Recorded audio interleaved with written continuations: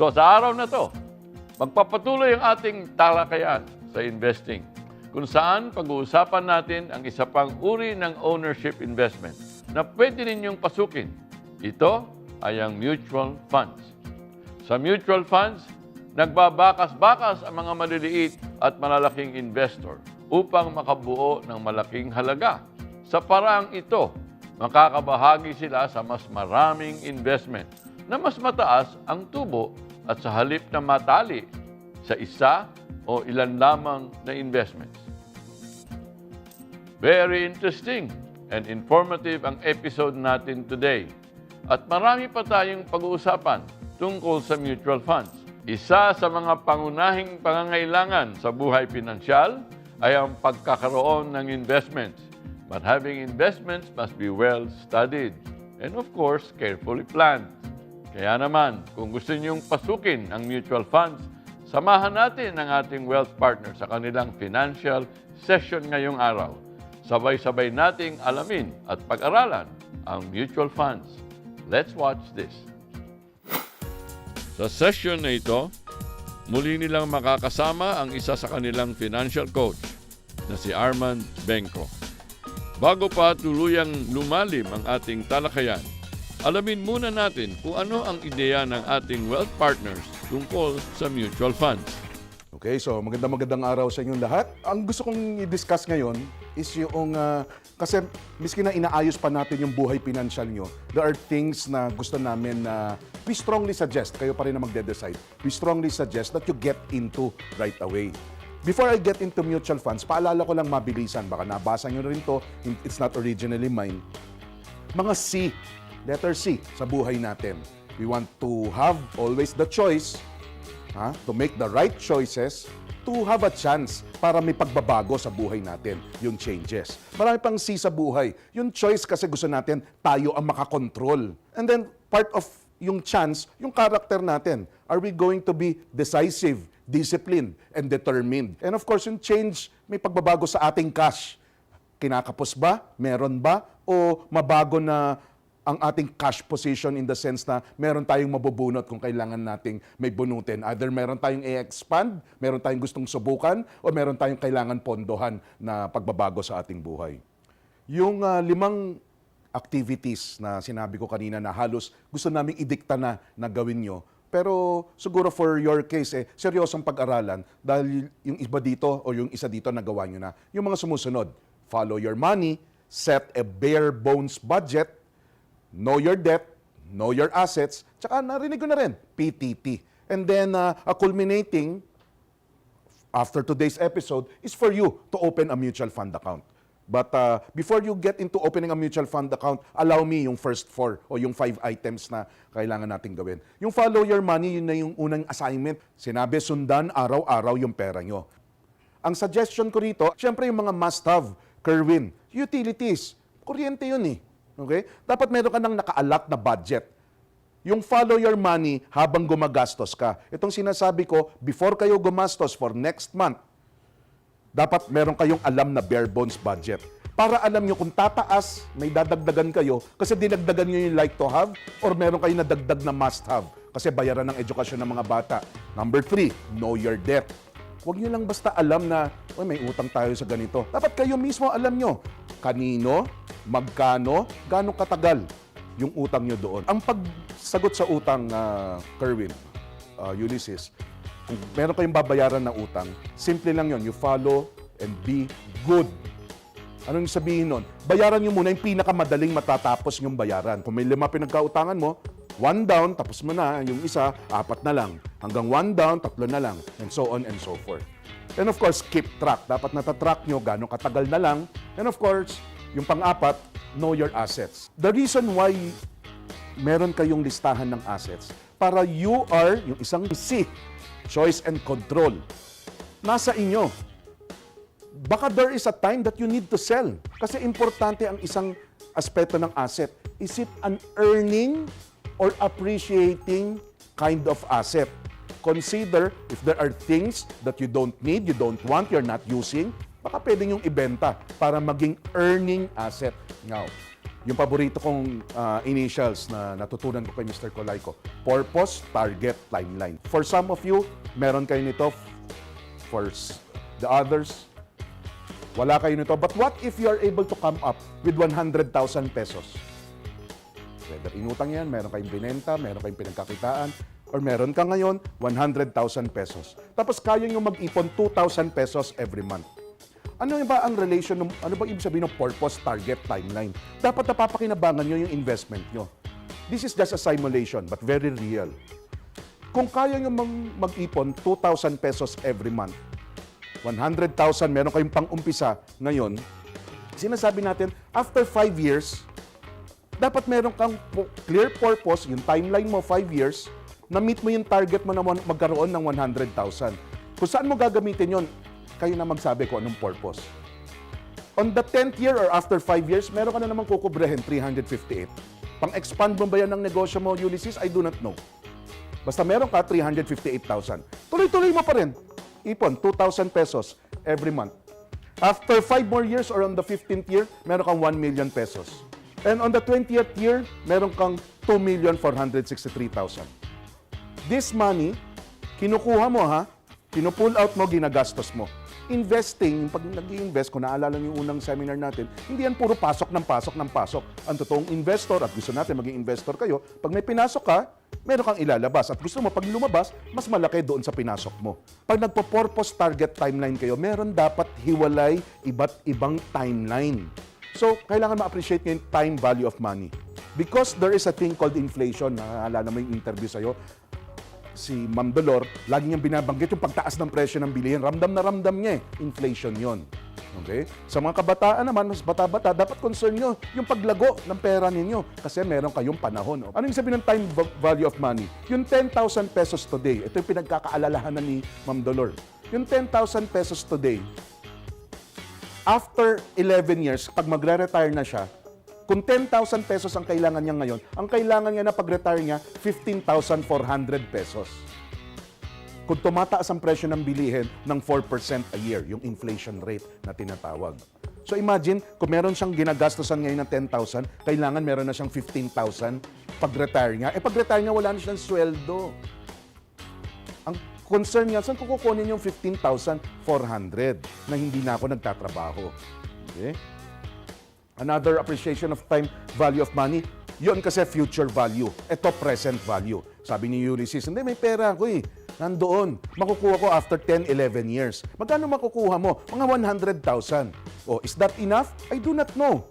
Because yung 100,000, 11 years from now, ang talagang halaga lang nun, value, is kung anong nabibili ng 64,900 ngayon. Kaya Kerwin, huwag ka masisilaw, magkakaroon daw ako kalahating milyon after 10 years. Hindi kalahating milyon ang halaga nun. Ang bilang nun, kalahating milyon. Pero yung halaga nun, definitely mas mababa because of, again, inflation. Maiging alamin ang inflation rate.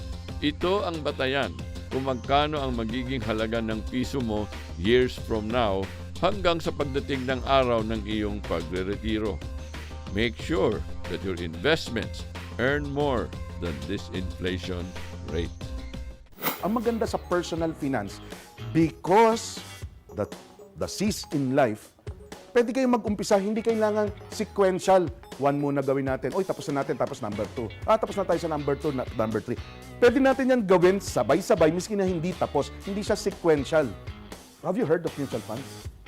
Actually, ilito ko sa term na mutual fund. Ang pinaka-idea ko lang about mutual funds is investing. Meron ako idea about mutual fund, nababasa ko na siya everywhere, pero hindi ko siya naiintindihan.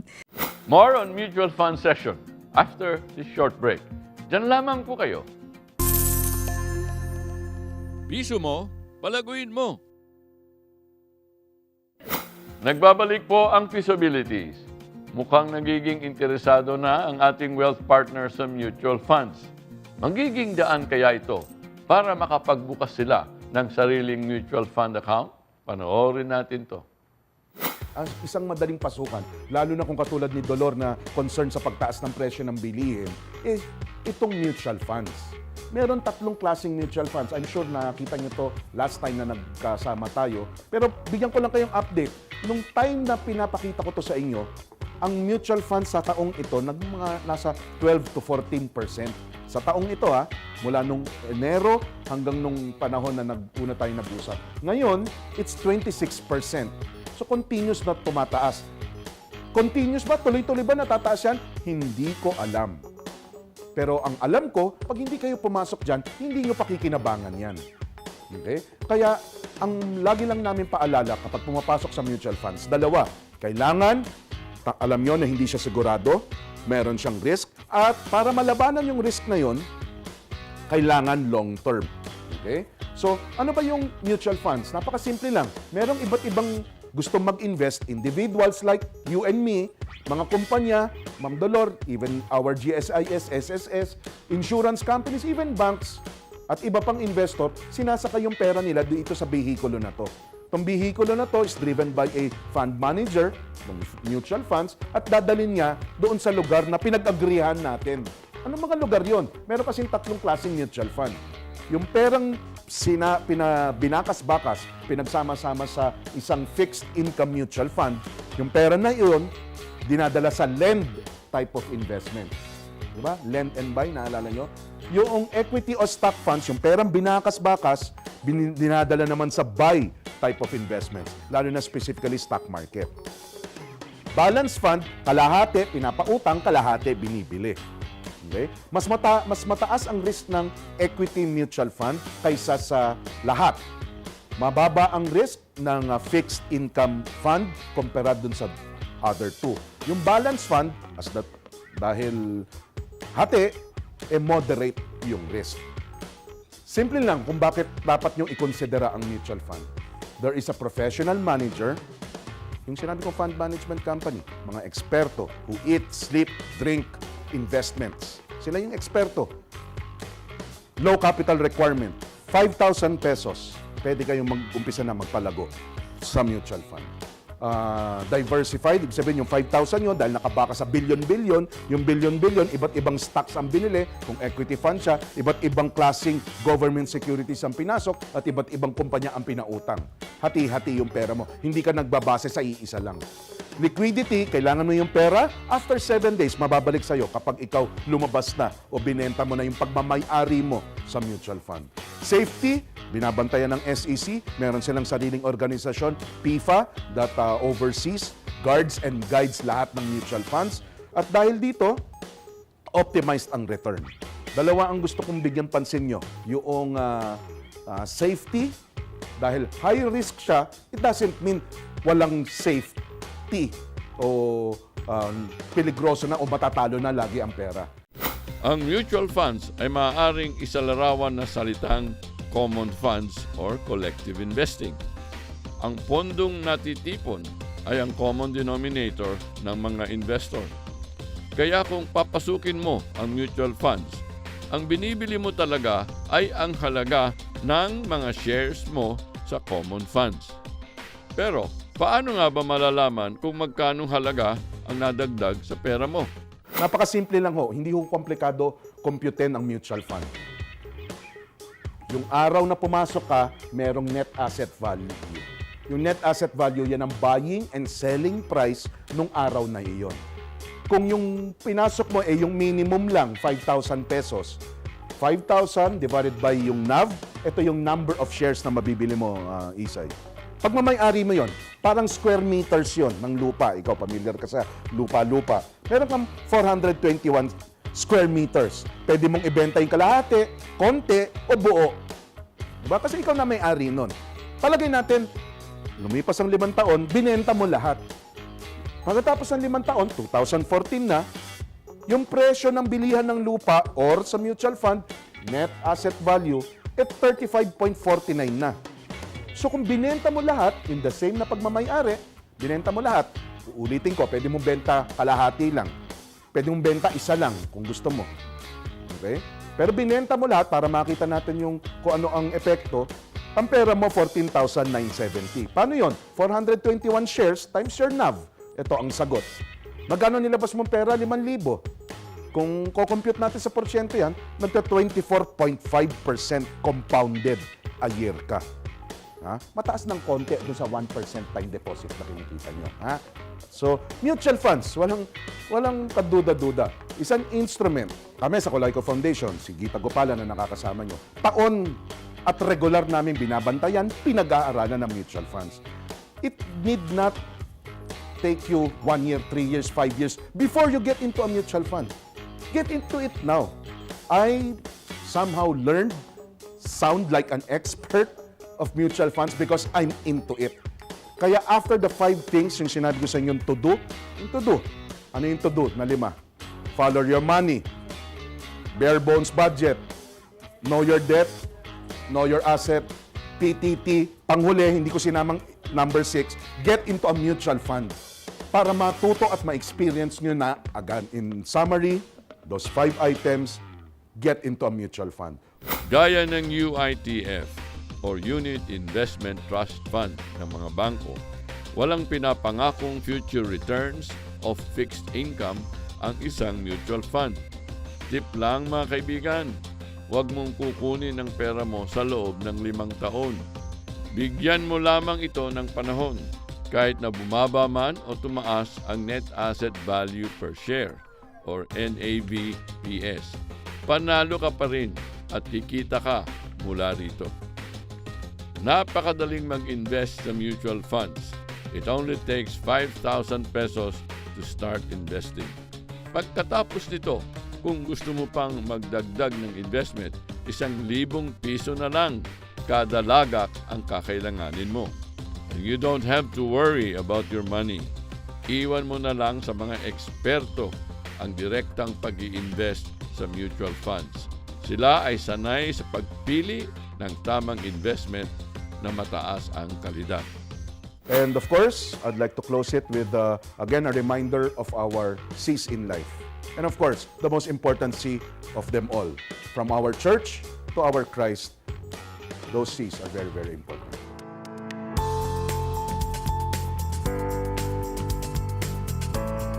Well, mutual funds are what you call collective investment schemes.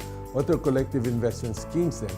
It's when people pool their money together and then they give it to a fund manager. The fund manager then invests that money in the various areas of the capital markets. But the advantage of investing is that you have the prospect of returns when you want your money back. Putting it in a mutual fund, you are giving it to a mutual fund is normally managed by a professional fund manager. If you invest, rather than you doing it yourself, let's say, for example, you're a doctor, you're a lawyer, your expertise may not be in the area of investment management. The big advantage of a mutual fund is the minimum investment is 5,000.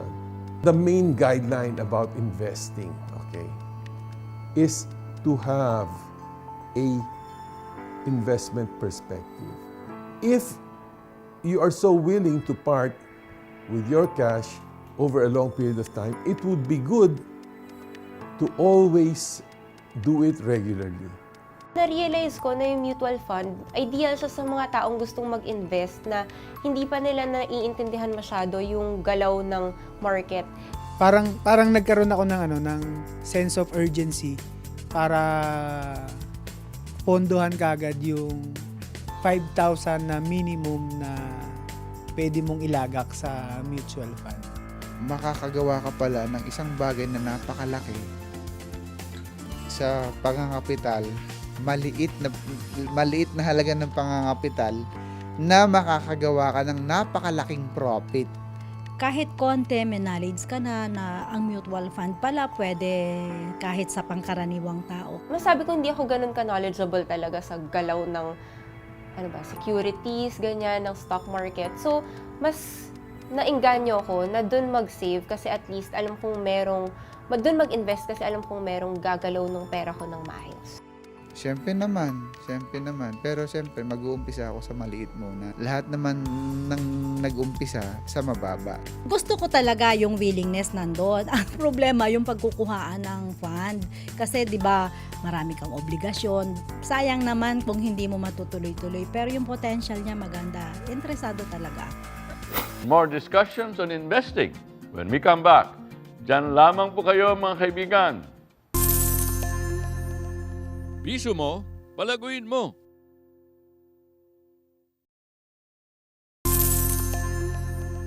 Piso mo, palaguin mo.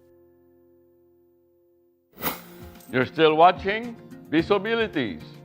After the mutual fund session with our financial coach Arman Benko, dalawa sa ating wealth partners ang nagbukas na ng kanilang mutual fund account. And to give you an advice for today's episode, just remember the do's and don'ts in mutual fund investing. Kapag kayo ay meron na mutual fund account, nakapag-invest na kayo, number one advice ko sa inyo, huwag kayong magmamadali. Make sure you give time for your investment to grow. At least 5 years. Hindi naman ibig sabihin kung magka-emergency, hindi nyo magagamit yan. Remember, mutual fund is very liquid. You can easily withdraw. And the longer time you have it invested, you keep your money invested, the lower the risk, the higher the return. Kaya panahon ang pinakamalakas na kakampi natin pag tayo nagpapalago, lalo na sa mutual funds. Remember, yung pera natin nakabaka sa bilyon-bilyong pera ng ibang investor. Kaya ang lakas ng pera mo. Ang kailangan mo lang, yung lakas pa ng panahon para lumago yan ng consistently. Hindi yung akit baba, pero tuloy-tuloy naman ang taas. 5 years, at least, handa kayong iwan ang inyong pera sa mutual funds. Kung ikaw naman ay magbubukas pa lamang ng account, what you must do is simple. Kagaya ng sinabi natin sa stock investing, I assume meron na kayong goal. Alam nyo kung saan nyo gagamitin yung pera nyo, magkano, kailan, at for what purpose. Una-unang gawin nyo, mag-research kayo sa mga iba-ibang mutual fund companies. Sino ang fund manager nila, ano ang track record nila, ano yung filosofiya ng kanilang pondo. Is that how do they manage the funds? Are they high risk, talagang malakas ang loob, high risk, high growth? O sila ba yung medyo moderate pero well-managed yung account na gusto nila, modest return, low risk? Pag-aaralan yan, bawat mutual fund, meron ho yung tinatawag na information memorandum or better still, kung ako kayo, puntahan niyo yung opisina, kung meron kayong panahon, let the people there explain to you ano yung filosofiya nila na pagpalago ng pera. And of course, intindihin nyo rin yung sarili nyo. Ano ba ang profile mo as an investor? As an investor, ano ka ba? Ano ang gusto mo dito? Ikaw ba ayaw mong masyadong malikot ang presyo? Are you willing to gamble na mataas ang return pero maaaring mataas din ang risk? So lahat yan very personal. At depende yan sa purpose nyo sa pag-invest sa fund. So you choose the right mutual fund for you by being comfortable with the philosophy of the fund manager at yung experience ng fund manager. And as much as possible, decide what kinds of mutual fund you need to invest. Madami hong klase yan, sabi na sa inyo. Maintain a equity fund, maintain a fixed income fund para if you invest in those two, para ka nang may balance fund. Kung kulang naman ang pera mo, just stick to a balance fund. So, avoid sticking to isa lang klaseng fund ang papasukan nyo. But remember, very personal yan at depende rin sa purpose nyo for investing. But in all cases, keep your money invested for a long time. At least 5 years. Yan ho ang ating mga tips for the day at yan naman ang in-advise sa inyo ng inyong financial coach na si Arman Benko and all the others who've talked about mutual funds. Mutual funds is the best investment for most of us. Kasi maliit na pera, nakabakas, very powerful yung buong pondo, yung 5,000 pesos mo, kasing lakas ng 5 billion ng fund o 1 billion peso fund dahil nakabakas tayo. And it's for everyone na gusto mag-save and invest regularly. Just remember, Keep your purpose clear to you, invest long-term, choose the right mutual funds, and always do not withdraw for the sake of investment, for the sake of withdrawing. Huwag natin kalimutan, time is our best ally. That's all for now. Samahan niyo kami muli sa susunod na edisyon ng Pisabilities Reality TV, ang inyong gabay sa buhay pinansyal. Ako po si Francisco Colayco, na nagsasabing ang pisong pinaghirapan mo, palaguin mo.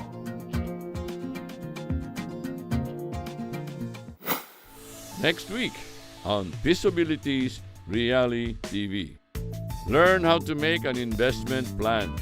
Samahan natin ang ating wealth partners sa bagong financial session on investing. Ano-ano pa kaya ang kanilang madidiskubre sa kanilang kalagayang pinansyal? Sama-sama tayong matuto sa pagpapalago ng ating piso. So keep watching Pisabilities Reality TV.